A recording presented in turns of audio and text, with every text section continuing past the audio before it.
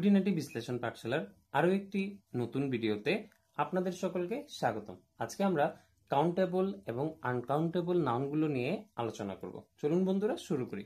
আজকের আমাদের এই ভিডিও থেকে আপনি কাউন্টেবল এবং আনকাউন্টেবল নাউনগুলো সহজেই চিনতে পারবেন। দেখুন, আমি যদি বলি সপ, সপ মানে কি সাবান, তাহলে এই সাবানের ধরুন এটা একটা বড় একটা পিচ, এই পিচকে আমি কি করলাম, মনে করেন চারটা ভাগে ভাগ করলাম। এই যে একটা দুইটা তিনটা চারটা ভাগে ভাগ করলাম। চারটা ভাগে ভাগ করার পরেও আমি দেখতে পাবো যে এই সপের ধর্ম বা গুণ এখানে যা ছিল এখানেও তা থাকবে, এখানেও তাই থাকবে, এখানেও তাই থাকবে, অর্থাৎ এই ধর্ম পরিবর্তন হবে না। অর্থাৎ যদি কোনো বিষয়বস্তুকে বড় থেকে ছোট কিংবা এক অবস্থা থেকে অন্য অবস্থায় পরিবর্তন করলেও তার ধর্ম অপরিবর্তিত থাকে, তবে তাকে আনকাউন্টেবল নাউন বলা হয়। আর যেই সকল বিষয়বস্তুকে আমরা যদি তার এক অবস্থা থেকে পরিবর্তন করে অন্য অবস্থায় নিয়ে যাই বা তার বড় অবস্থা থেকে ছোট অবস্থায় নিয়ে যাই, তার যদি ধর্মের পরিবর্তন হয়ে যায়, তখন তাকে আমরা বলবো কাউন্টেবল নাউন। দেখুন বন্ধুরা, ধরুন আমি একটা পেন নিয়েছি, এই যে পেনকে আমি ভেঙেছি, তাইলে ভাঙলে কি হবে, এই অবস্থায় দেখুন একে একটা পেন, এটা আমি এখন লিখতে পারছি, কিন্তু একে যখন আমি ভাঙবো সে তার লেখার ক্ষমতাটা হারিয়ে ফেলবে। অর্থাৎ বড় থেকে ছোট এককে যখন আমি পেনকে নিয়ে আসছি, তাহলে তার অবস্থা কি হচ্ছে, পরিবর্তন হচ্ছে, সে আগের মতো কাজ করতে পারছে না বা তার কাজের অবস্থা কি হয়ে যাচ্ছে, পরিবর্তিত হয়ে যাচ্ছে।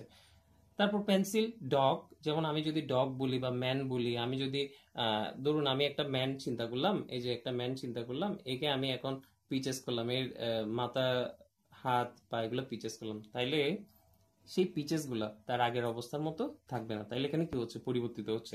তাইলে সহজে যদি বলি, যেই সকল বিষয়বস্তুকে আমরা বড় থেকে ছোট এককে পরিবর্তন করলে তার অবস্থার কোনো পরিবর্তন হবে না বা তার ধর্ম একই থাকবে, তাকে বলবো আমরা আনকাউন্টেবল নাউন।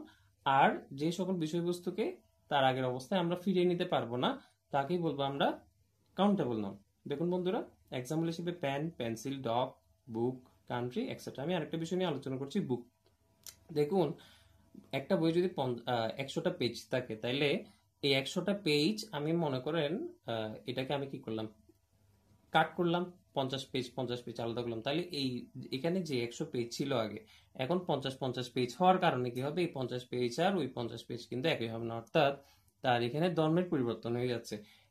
এই 50 পেজের সাথে ওই 50 পেজের কি থাকবে না, এখানে কোনো মিল থাকবে না, তাই এখানে তার ধর্ম পরিবর্তন হয়ে যাচ্ছে বলে আমরা বুককে কি বলতে পারি, কাউন্টেবল নাউন।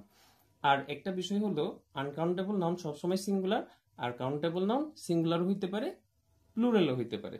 ধন্যবাদ বন্ধুরা, আশা করছি আমাদের আজকের ভিডিও আপনাদের অনেক উপকারে আসবে। যদি ভালো লেগে থাকে তাহলে সাবস্ক্রাইব করে আমাদের সাথে থাকবেন।